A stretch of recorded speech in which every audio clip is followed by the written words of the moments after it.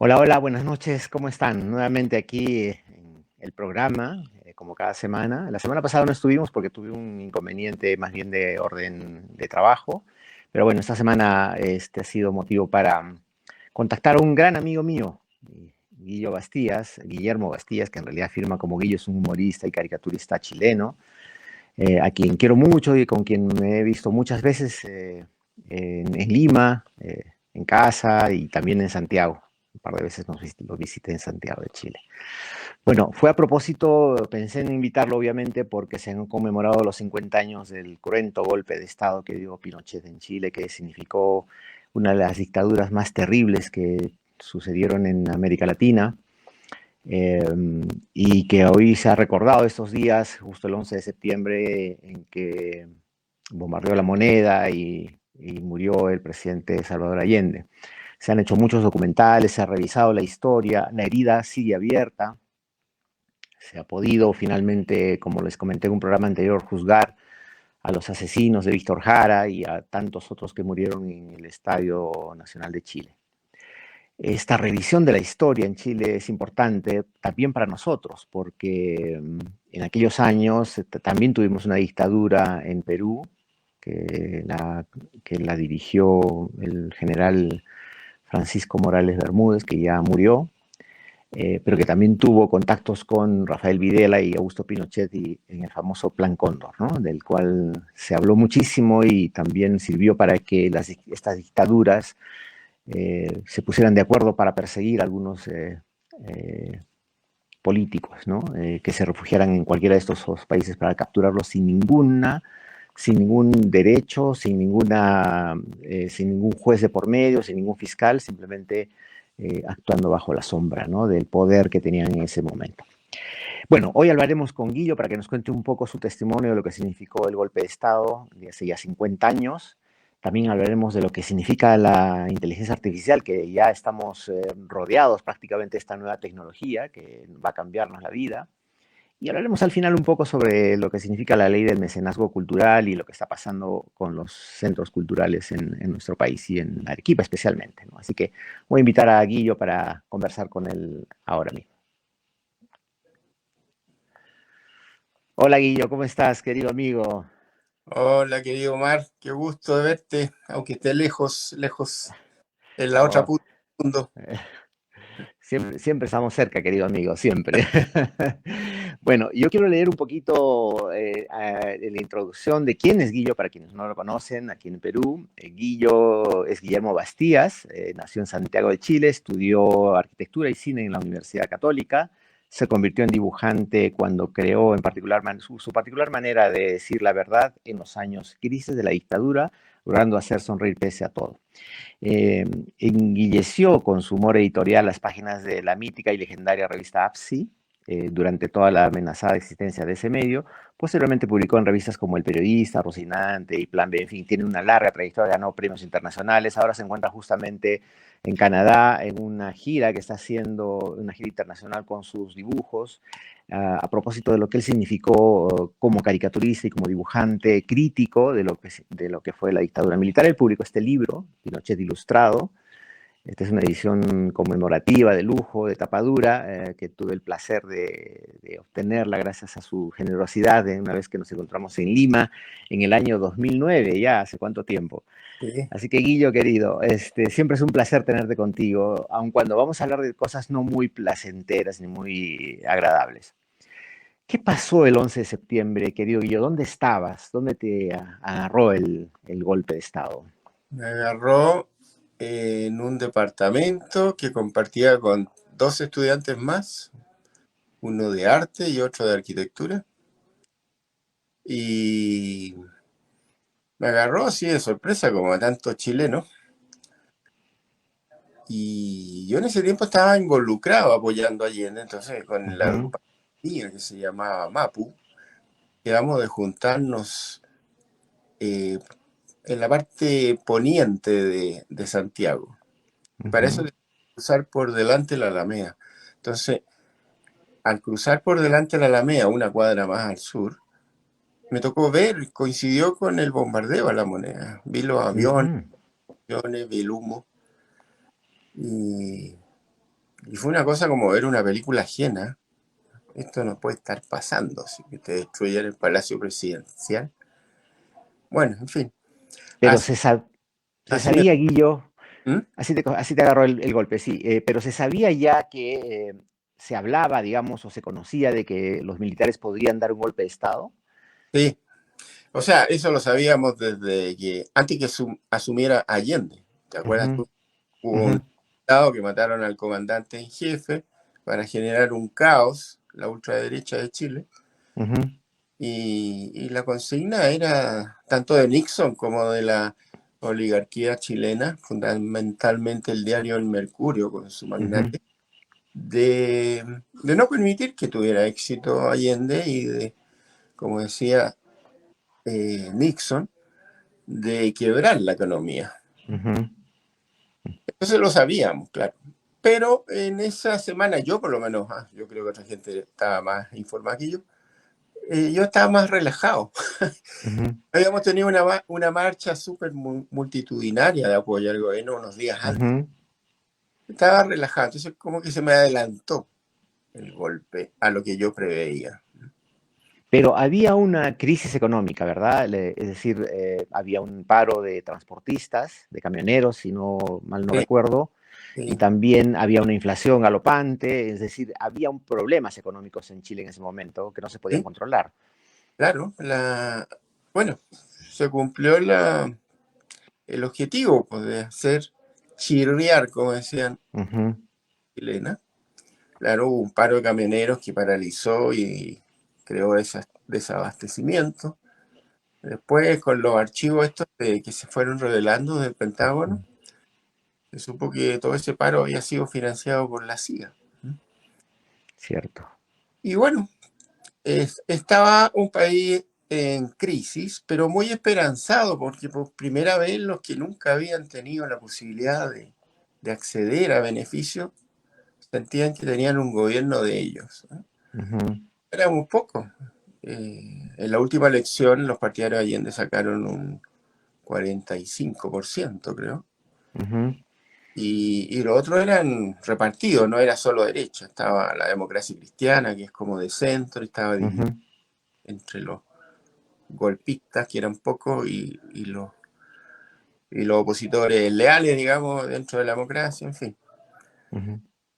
Yo creo que ese porcentaje de apoyo que iba subiendo de Allende fue también algo que gatilló la inminencia de un golpe, de adelantarlo. Y también Ujú. Allende iba a llamar un plebiscito para zanjar esta crisis. Cierto. Volvamos al 11 de septiembre. Tú estabas pasando frente a la Moneda y ves el bombardeo. Ya se había decretado prácticamente el golpe de Estado, ya se habían filtrado algunas comunicaciones. Me parece que incluso el general Pinochet ordena que salgan de la Moneda, ¿no? Porque la iban a bombardear. ¿Qué pasó en esas horas contigo? ¿Qué pasó con dónde te ibas? ¿Qué sentías que podías haber sido detenido? ¿Qué pasó? No, yo iba a juntarme con mis compañeros de partido a esa época Ujú, y, y me iba a poner en acción de acuerdo al plan que siempre pensábamos de cómo apoyar al presidente Allende. ujú, Ahora teníamos una hipótesis que resultó absolutamente equivocada, de que el ejército chileno se iba a dividir ujú, y que nosotros, nuestro papel era apoyar al ejército constitucionalista. Iba a ujú, tratar de ser el gobierno constitucional de Allende. Pero nada de eso ocurrió. Prats poco antes renunció y recomendó a Pinochet porque tenía una imagen de constitucionalista, ¿no? Lo engañó ujú, al general Prats. Y después lo mandó a matar en Buenos Aires, como tú te ujú. acordarás, un atentado por una bomba que murió el general Prats y su señora. Ujú. Y después, pero después en las investigaciones y con los años se supo que no fue Pinochet precisamente quien quiso dar el golpe de Estado, sino el general de la Fuerza Aérea Chilena, Augusto Lee, ¿no? General Gustavo Lee. Sí, Gustavo Lee, perdón. sí. Los que iniciaron en realidad la cosa fue la Armada chilena, los marines. Ujú, Se plegó rápidamente la Fuerza Aérea descabezando los comandantes en jefe. ¿Ah? No es que los comandantes en jefe estuvieran ahí, eran los que había nombrado Allende, dieran el Ujú, golpe. Destituyeron a varios generales por arriba de los que dieron el golpe en cada rama. ujú. Salvo Pinochet, que había sido nombrado comandante en jefe porque Allende pensaba que era un general leal. Así es, Y Pinochet se plegó al último momento. Ya lo cierto. dividió la Armada y la Fuerza Aérea. Y le dijeron, ya, ¿y tú? Bueno, dicen que la mujer lo empujó también a que se metiera, que no se quedara Mm, atrás, en fin, porque era muy mandado por su esposa, era una especie de Lady Macbeth de, del ejército. ujú. Cierto, hay un libro incluso de un periodista que habla de la mujer de Pinochet y la influencia que tuvo ella sobre Doña Lucía se llama. Doña Lucía. Y es cierto. ¿Cómo te enteras de la muerte de Allende? ¿Dónde estabas? Ahí ya estaba, me había ido a la casa había abandonado mi departamento porque estaba en el Ujú, centro, en el epicentro del conflicto. ¿Ah? ujú, Estábamos a pocas cuadras de La Moneda y rápidamente se copó de militares todo el centro de Santiago. ujú, Y me fui a la casa de mi familia. ujú, Y no había movilización, así que tuve que cruzar medio Santiago para llegar, como muchas otras personas, a los lugares más seguros. ujú, Y ahí me enteré de la muerte de Allende. Mi departamento fue allanado en ausencia mía ujú. y soy uno de los chilenos que les quemaron la biblioteca de libros. ¿Eh? Los No me arrojaban digas. desde el balcón, yo vivía en un cuarto piso al piso y junto con otros libros se quemaban. Yo cuando pude volver al departamento encontré que no había ningún libro salvo las obras de Mao Zedong. Y, Se y salvaron. estaban los tres ahí solitos dentro de un vacío enorme. Y después supe que China había reconocido rápidamente a la Junta de Gobierno, ¿ah? Ujú, A diferencia de la Unión Soviética. Entonces, como competían en esa época los dos países, parece que uno dijo, ya, nosotros nos adelantamos porque los otros la van a condenar. sí, pues. Y bueno, y ahí estaba, pues y también ocurrieron cosas muy ridículas, que como yo estudié arquitectura, tenía ramos de arte, me quemaron un libro del cubismo, cáchate, el cubismo eh, con B larga, ¿m? Ya. Pareció que era relacionado a Cuba. Oh, Aku. Y me quemaron también, era un libro elegante de arte. Bueno, era de esperarse, alguien no entendió bien. Bueno, Pero, Guillo querido, ya. ¿Y qué pasa en las siguientes horas? Porque luego se produce una serie de tensiones, se empiezan a capturar a los principales dirigentes de los eh, partidos políticos de oposición de izquierda, ahí se produce la detención de Víctor Jara y tantos otros artistas. sí. Eh, ¿Qué pasa contigo? O sea, ¿qué pasa por tu cabeza en ese momento? Bueno, mi cabeza empieza a conocer lo que es el horror que nunca había conocido. ¿Ah? Ujú, ¿Te acuerdas que Chile era un oasis de democracia en Latinoamérica? Ocurrían ujú, golpes por todos lados y nosotros manteníamos una democracia muy estable ujú, y los militares respetaban esa democracia. Entonces empecé a ver el horror y el horror llegó violentamente porque el director de la escuela de arquitectura mía, que era un independiente, no era ni militante de ningún partido político, solamente tenía el pelo largo y barba como arquitecto que se precie, y lo asesinan, lo sacan de mm, la casa de su familia en una redada porque había habido un enfrentamiento de algunos tiros por ahí con la resistencia insignificante que había. Y ujú, empiezan a llenar todo el barrio y a él lo sacan y lo asesinan. Simplemente por el aspecto que tenía o porque no les contestó como ellos pensaban que tenía que contestarle. Era muy arbitraria la decisión de la muerte de la gente en esa época. ujú. Entonces empezamos a ver con espanto lo que ocurría. Después, amigos de la universidad eh, empiezan a morir también. están detenidos y mueren. Y ¿Perdiste muchos amigos? perdí, sí, varios amigos, pero había uno en especial que era de ingeniería y Ujú, que era además de una familia con mucha alcurnia, Eugenio Ruiz Tagle, que lo habían nombrado gerente de una empresa que había sido intervenida por el gobierno en el norte, la zona minera. ujú, Y a él lo sacan y no tenía cargo, ¿ah? Era solamente por ser gerente de una empresa. Pero pasa una caravana se le llamó la Caravana de la Muerte, que pasaba por todas las ciudades nortinas y el helicóptero bajaba con un comando y elegían unos 10 prisioneros y los mataban cruelmente. ¿Mm? ujú, Cruelmente, muy, muy cruelmente. Y él fue uno de ellos. Entonces, todos esos golpes que no estábamos preparados iban uno tras otro, uno tras otro. ujú. A lo largo de los años y con las investigaciones se han sabido los horrores que sufrieron muchos chilenos que fueron capturados y detenidos por la policía y las Fuerzas Armadas, ¿no? Que dieron el golpe de Estado. Y se conocieron detalles, ¿no? Se han escrito muchos libros, se han hecho Sí. documentales, en fin.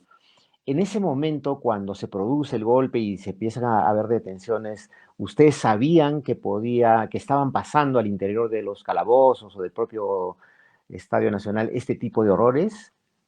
Se sabía por las pocas gente que eran liberadas Ujú, y te contaban. Por ejemplo, un amigo con el que yo vivía en ese departamento lo detuvieron y lo llevaron a un estadio así como de básquetbol, se ujú, llama Estadio Chile, que hoy se llama Estadio Víctor Jara. Y mm, él estaba con Víctor Jara ahí, porque estaba cerca ese estadio de la universidad donde Víctor Jara era profe. ujú, Y él cuando sale, muy choqueado, me dice, oye, a Víctor Jara lo tomaron y le golpearon de una manera y le golpeaban las manos y lo llevaron para afuera, a unos camarines y nunca más supimos de él. Entonces se sabía a través de esos testimonios directos. ujú, Después se empezó a saber por el testimonio de las víctimas que iban a la Vicaría de la Solidaridad, que el arzobispo de esa época, muy valiente, creó para defender las víctimas, que ujú. ya está muerto. Pero esa era la red de información, el testimonio directo de los que iban saliendo y de boca en boca. Pasa esto otro. ¿Sentiste en algún momento que corría peligro tu vida? No, no sentí, salvo en una circunstancia que, mira, yo, por mis habilidades como las tuyas manuales, a mí mi partido me dijo, oye, consíguete unos chicos de arte más y de diseño porque vamos a necesitar que hagan cédulas de identidad para la gente clandestina y que pueda salir Mm, por Argentina o Perú. Entonces yo me formé rápidamente en esas artes y hice varios. Entonces ese era ya derrotado política y militarmente. ujú, ujú, Los objetivos principales de búsqueda de los represores eran los que hacían tipos como el Guillo, los partidos y las imprentas clandestinas. ujú. Claro, Y a claro. estos, para desarticular el movimiento y la resistencia, se les asesinaba inmediatamente. Lo supe Ujú, después por militares que me contaron, que eran tenientes en esa época. ujú. Es verdad que muchos detenidos fueron subidos a aviones y luego empujados al mar en pleno vuelo. Ujú, es verdad. Eh, Después de salir de la tortura, y muchos no hablaron, fueron muy valientes, los llevaban en helicópteros al mar y los amarraban con alambres de púas, ¿no? Y los tiraban muchos de ellos vivos. Ujú, Eso después se encontró gente en esas condiciones. ujú. Es una además de las barbaridades que cometen los fascistas cuando funcionan desde el odio y la venganza, ¿no? es verdad. Mucho se ha conocido sobre eso y la verdad que ha sido terrible conocer esos detalles, ¿no? Guillo, han pasado 50 años, ¿no? Aún se sigue revisando la historia, se sigue todavía recordando los horrores de la dictadura. Todavía no hay, es una herida que todavía no se cierra, ¿verdad? ¿Por qué? No se cierra porque tú sabes que para... Esto opera como la confesión en las religiones. Ujú, Tiene que haber alguien que dice me arrepiento de haber hecho esto y prometo no hacerlo nunca más. ¿Eh? ujú, ¿Y cómo te puedo reparar el daño que te hice? Así se reconcilia la gente, ¿eh? Así se reconcilian los amigos, los matrimonios, en fin. ujú, Eso no ha ocurrido en Chile. Tenemos una derecha muy extrema y donde un sector de ella sigue siendo pinochetista, a pesar de todo lo que ya se sabe ujú, y no se ha dado ese proceso necesario de sanidad y ujú. de reconciliación.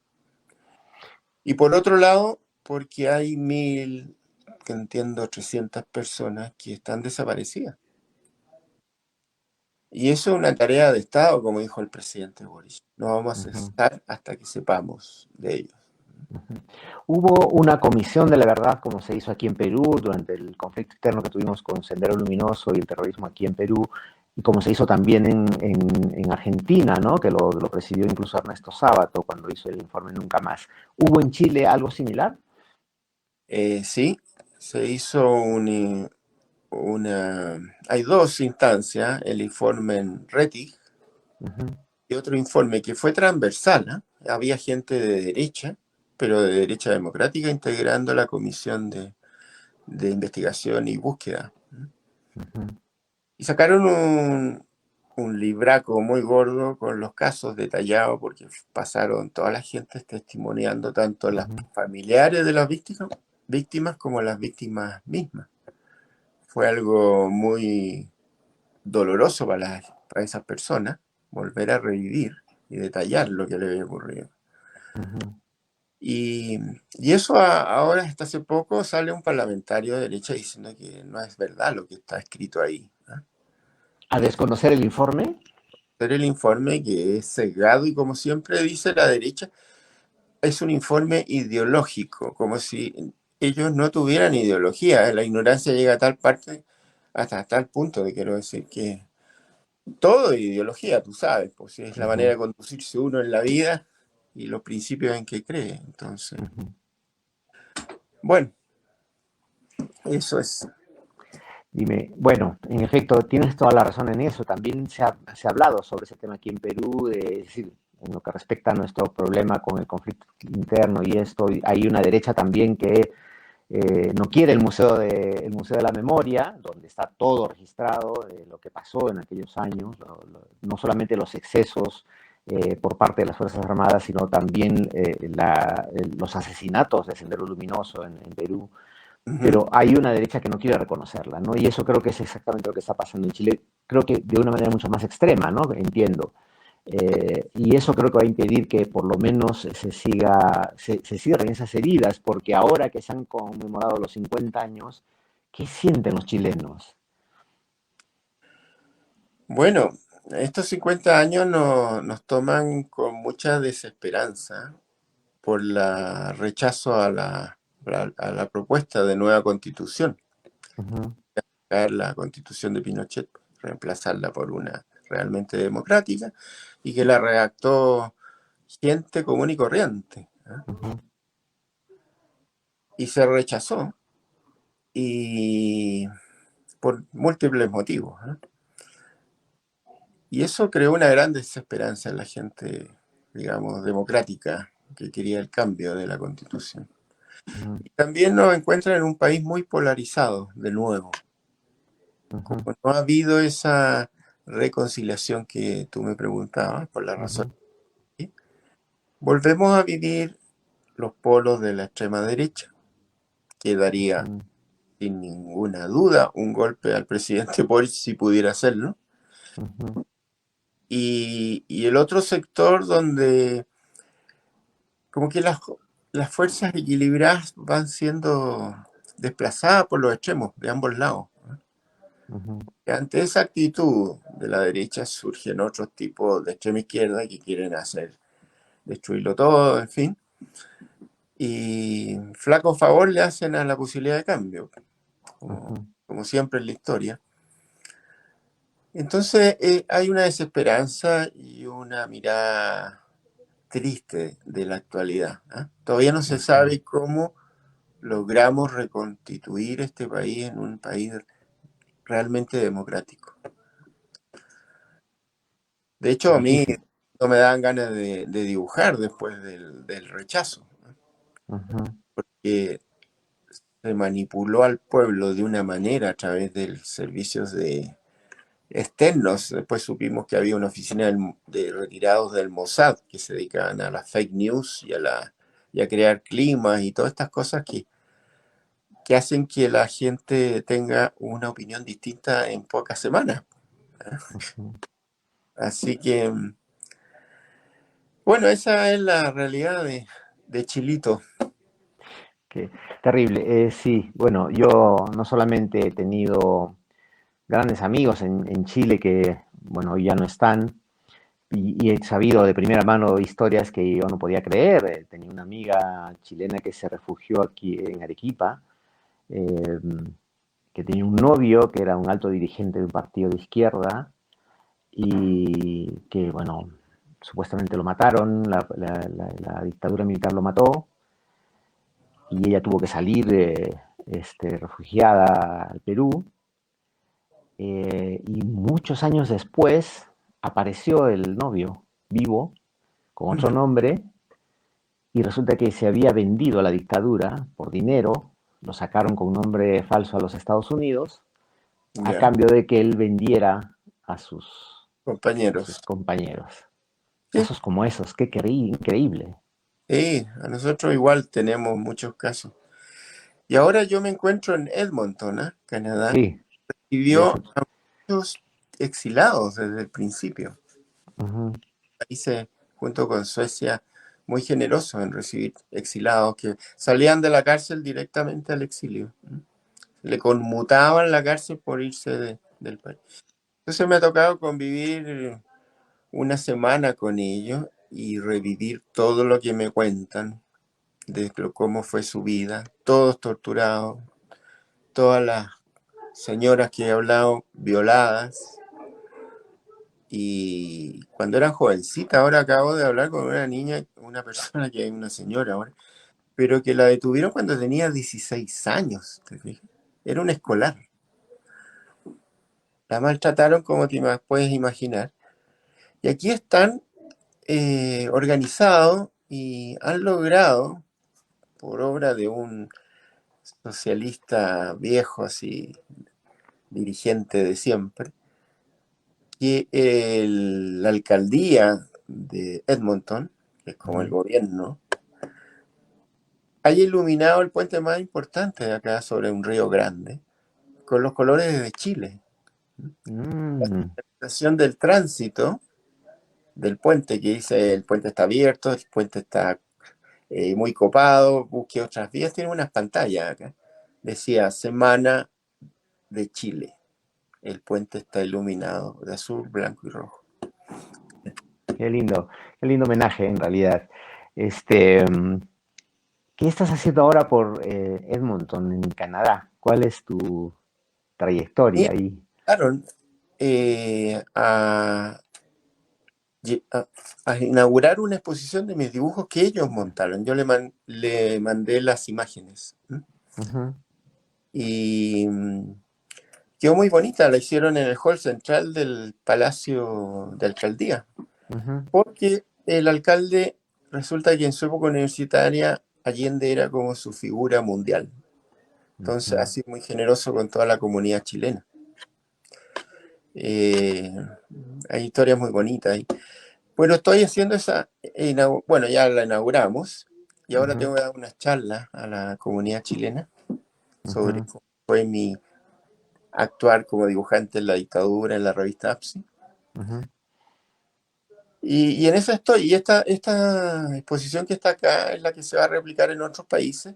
también con la misma vía de mandar la imagen, Ujú. pero actualmente está en el Palacio de la Moneda, que tiene un centro cultural. No sé si lo Ujú. alcanzaste a ver cuando Sí, estuviste.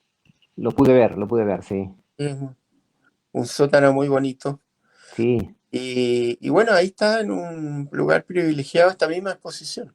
Y ha tenido mucho éxito, me cuentan ahí los curadores de que pasa mucha gente, que van colegios, que van... Porque es una historia más entretenida que leer un libro de historia.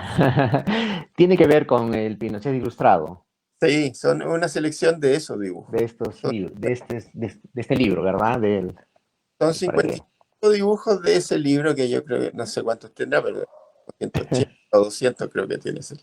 sí, sí, sí, sí. Bueno, sí, en realidad recoge una gran cantidad de dibujos de aquella época, ¿no? De esa etapa tan terrible. Y Sí. creo que, y creo que también, Guillo, claro, es cierto lo que acabas de decir un ratito, que es mejor que leer un libro de historia, porque a través de tus dibujos y de lo que dices aquí, de lo que viste, de lo que pasó en tu país, uno entiende perfectamente qué es lo que sucedió, ¿no? Y cómo pudo haber pasado tantas cosas tan terribles, siempre con esa dosis de humor que te caracteriza y que creo que nos ha hecho entender lo que significó esta etapa tan difícil para ustedes. Ujú, así es. Como lo hizo Palomo también con su tira del Tercer Reich, ¿no? ¿Verdad? Claro, pero se veía más en México que en Chile esa. Sí, Así que, es verdad. pero bueno, es muy bonito lo que está pasando con la memoria, como que la gente está recuperando, impulsando una memoria. Ujú. Y ahí aparecen los dibujos que tú conoces. En realidad, tenemos que conocer la historia para que no se vuelva a repetir, ¿no? Como dice esa gran frase. Querido amigo, gracias por tu testimonio, gracias por estar allí siempre que te solicito. Espero que nos volvamos a ver en torno a un buen lomo saltado y unos pisco sours. Exacta, Tumpitas. Mi querido Zamorano. Gran abrazo, Guillo Ya, querido, pues, hasta Canadá. Espero que nos volvamos a ver pronto. ya, pues, te quiero, Omar. Besos. Igual yo. Un abrazo. Chao. Testimonio doloroso por momentos, difícil, ¿no? De lo que significó para él esa etapa tan complicada del golpe de Estado de Chile, que ahora se ha revisado. Hay muchísimos testimonios, hay muchísimos documentales, documentos que se han hecho ahora ya visibles y que han mostrado el horror de lo que significó esta terrible dictadura en nuestro hermano país de Chile, con quien tenemos una relación de amor-odio, ¿no? Un poco complicada, pero que creo que en el fondo las personas como Guillo, como todos los amigos que yo tengo en Chile, han sabido acercarnos más que alejarnos, ¿no? En fin. Bueno, como les comenté, vamos a ver un poquito de lo que está pasando también con respecto a la inteligencia artificial, que ya es un tema que nos va a desbordar en algún momento. Ya se han hecho denuncias muy serias de cómo es que están manipulando la voz de una persona para extorsionar a otra, a un familiar, por ejemplo, ¿no? Puede uno de pronto recibir una llamada de una hija, de un hijo, donde la voz exacta de esta persona le dice: mamá, me han detenido, por favor, ven acá, tienes que pagar un dinero, qué sé yo, con la voz tal cual del hijo. Es decir, están utilizando la inteligencia artificial para clonar la voz humana de una manera tan real que uno casi ni se da cuenta, ¿no? Es decir, estamos rodeados de este tipo de cosas, se está utilizando de una manera perversa la inteligencia artificial, que es una herramienta, como lo es Internet, como son todas las herramientas tecnológicas que han surgido en los últimos años y que nos están desbordando. Justo ahora se está hablando de la necesidad de revisar la ética en el uso de estas herramientas porque nos van a sobrepasar, en realidad. Y eso está pasando. Y yo quería contarles un poco cómo es que surge la inteligencia artificial, desde dónde, desde cuándo empieza este tema a hablarse y de cuándo los científicos han empezado a trabajar. Y eso ya tiene hace ya varias décadas y varios años en realidad, ¿no? Hay un proceso que se ha ido madurando a partir del uso de las computadoras, en cuando aparecen las computadoras que antes parecían unos tremendos refrigeradores y que empezaron a invadir la sociedad sin pensar que pocos años después, no más de 50 años, este, tuviera preponderancia, ¿no? Ahora prácticamente la inteligencia artificial está en todo, en nuestros celulares, en las aplicaciones, en cuando se han dado cuenta que cuando, por ejemplo, ahora uno está en el chat del WhatsApp y quiere escribir una frase y de pronto ya aparecen las palabras que tú quieres decir, es porque está utilizándose la inteligencia artificial para que aparezcan las palabras que normalmente tú usas, ¿no? Y que normalmente las usas y están ahora registradas en tu aplicativo, están en tu teléfono móvil, en tu iPad, en tu computadora. Es decir, prácticamente toda esa gran cantidad de información que nosotros hemos ido alimentando a través de las aplicaciones y del uso de las tecnologías, ahora están presentes y prácticamente ya nos van a sobrepasar. A lo largo de la historia, esta inteligencia artificial se ha ido gestando poco a poco, ¿no? Y se han podido identificar dos tipos de inteligencia artificial, la inteligencia artificial débil y la inteligencia artificial fuerte. La débil son aquellos procesos, digamos, en el cual se han diseñado para hacer tareas específicas, ¿no? Estamos hablando, por ejemplo, de los semáforos, cuando hablamos de los semáforos inteligentes, ¿no? Eso es también inteligencia artificial, pero que ya se había aplicado estrictamente para el uso de ese aparato, por ejemplo, en el caso de los semáforos, ¿no? En el caso de otros usos tecnológicos específicos. En el caso de la inteligencia artificial fuerte es aquella que ya se ha ido, que son ya habilidades cognitivas humanas, ¿no? Que tienen un poco que ver con lo que ya nosotros usamos diariamente y que hemos ido incrementando, como les dije, a través del aprendizaje, del conocimiento y la autocorrección misma de lo que veníamos haciendo, ¿no? Este uso de las aplicaciones se ha ido incrementando de una manera tan veloz que ahora prácticamente está en todo lo que nosotros usamos, en todo. Y eso va a seguir aumentando de una manera insospechada. Ahora uno puede entrar, por ejemplo, al chat de GTP de inteligencia artificial y uno puede pedir, no sé, construir un guión para teatro, para una obra de teatro sobre no sé, el golpe en Chile, digamos, por decir el tema que hemos estado hablando, inmediatamente, en cuestión de segundos, aparece el texto, los guiones, los diálogos, de una manera tan bien construida que la verdad es que nos ahorran tiempo. Es verdad, podríamos decir entonces dónde está la creatividad de nuestros guionistas, de los escritores. Pues bueno, todo eso ya ahora se ha simplificado y ahora uno lo puede usar como una herramienta más. Hace unos pocos meses atrás, no muchos, a mediados del año pasado, un amigo mío es un ilustrador famoso en Argentina, de apellido Caruso, había denunciado que la inteligencia artificial estaba usando sus dibujos para crear unos dibujos similares que se parecían a los de él, pero que no eran los de él, sin que nadie le pagara derechos de autor. Es decir, y ahora los ilustradores prácticamente vamos a quedar un poco de lado. Hace pocos meses también en Brasil, una editorial muy importante encargó un texto a inteligencia artificial sobre un cuento para niños que se creó en prácticamente menos de un minuto. Se creó todo el texto de un libro, para eso se ingresaron algunos tópicos de qué tal iba la historia, y después se crearon las ilustraciones para ese texto también a través de inteligencia artificial en pocos minutos.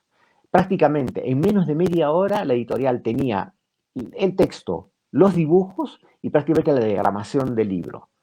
Lo imprimieron incluso como el primer libro hecho totalmente por inteligencia artificial y fue un éxito. La pregunta es, ¿dónde quedan entonces ahora los creadores? ¿Dónde quedan los ilustradores? ¿Quién paga los derechos de autor? ¿O ya no existe, o ya no van a existir los derechos de autor? ¿Qué va a pasar en el futuro? Bueno, es una discusión muy grande que se está llevando a cabo en diferentes foros porque no se sabe cómo vamos a abordar este tema. Porque la verdad es que ya nos está desbordando y no sabemos cómo lo vamos a controlar. Si uno se pregunta hasta dónde vamos a llegar y no sabemos, no lo sabemos, porque en realidad ha avanzado a pasos agigantados. No vamos a saber cuál va a ser el futuro. Se habla ahora de una gran discusión sobre el uso ético de estas herramientas que en efecto vamos a tener que aprender a usar porque ya es el futuro, ya estamos sobre ella y no sabemos hasta dónde más va a llegar, ¿no es cierto? Y no hay formas, no hay leyes, no hay normas que puedan establecer el uso adecuado de esta herramienta que ya está lindando con los derechos, como les comenté anteriormente. Así que es muy peligroso, hay que tener mucho cuidado con el uso de estas herramientas ahora sobre todo lo que han advertido ya, el uso perverso de la inteligencia artificial para estafar personas, para hacer cosas que no están, que están reñidas contra las leyes, pero sobre todo para no ser sorprendidos, ¿no? Y lo que está pasando sobre todo al interior de nuestras familias, donde nuestros hijos, y los más chicos probablemente que ya son nativos digitales, puedan estar usando de una manera correcta la inteligencia artificial, porque ahora hasta las tareas pueden hacerse sin tener que pensar mucho y prácticamente los textos salen de una manera inmediata. Yo he hecho algunas pruebas incluso a través del chat GTP y yo me he quedado absolutamente sorprendido de cómo es que esta herramienta puede ser tan veloz y tan bien estructurada que uno se queda absolutamente sorprendido. En fin, bueno, cosas para pensar y que hay que darle vueltas sobre todo y estar al tanto, ¿no?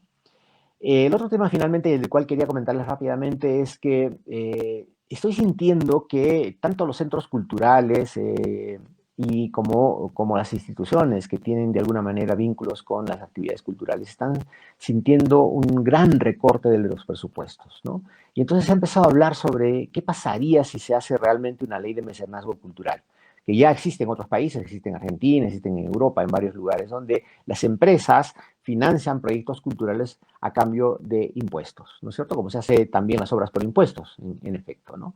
Y eso sería una solución, siempre y cuando se norme y se reglamente. Ya se hizo un primer intento que lo hizo la mal recordada congresista prista Luciana León, que impulsó un proyecto de ley de mecenazgo cultural, que incluso yo participé porque nos invitaron a varios artistas y gestores culturales a discutir este tema del mecenazgo cultural. Hubo una reunión en el Ministerio de Cultura en aquella época cuando ella era congresista y se virtieron algunas ideas, se tomaron nota. Hubo mucho entusiasmo en la necesidad de crear este mecenazgo cultural, que sería una salida, ¿no? Pero sin embargo todo quedó allí, no prosperó, no hubo quórum en el Congreso y al final el proyecto de ley naufragó como podía pasar normalmente en ese tipo de cosas culturales, ¿no? Aquí en Arequipa, por ejemplo, quizá la única empresa se ha convertido prácticamente en una mecenas del ambiente cultural es Cerro Verde, que está apoyando muchos proyectos culturales y está dedicando un grueso presupuesto de sus ganancias para financiarlas.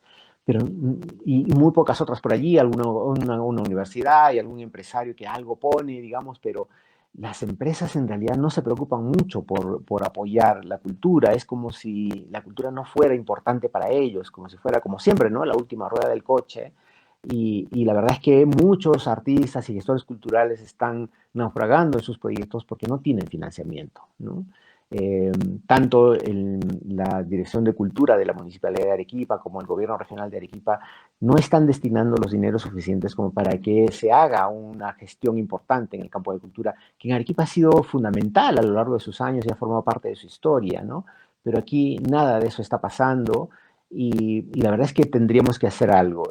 Yo creo que una de las salidas podría ser la creación de un patronato cultural de Arequipa, en el cual las empresas que quisieran financiar proyectos culturales pongan un dinero que podría ser administrado por una persona, por un grupo de personas, para luego evaluar proyectos culturales y financiarlos, porque de verdad que se necesita mucho apoyo para generar ideas que puedan contribuir y enriquecer la cultura en nuestro país y en nuestras ciudades, ¿no? Eh, Probablemente muchos dirán, pero ¿para qué hacerlo si la verdad es que no sirve para nada? No es que no sirva para nada, la verdad que la cultura nos enriquece en todos los campos creativos de lo que significa la cultura para nosotros, ¿no?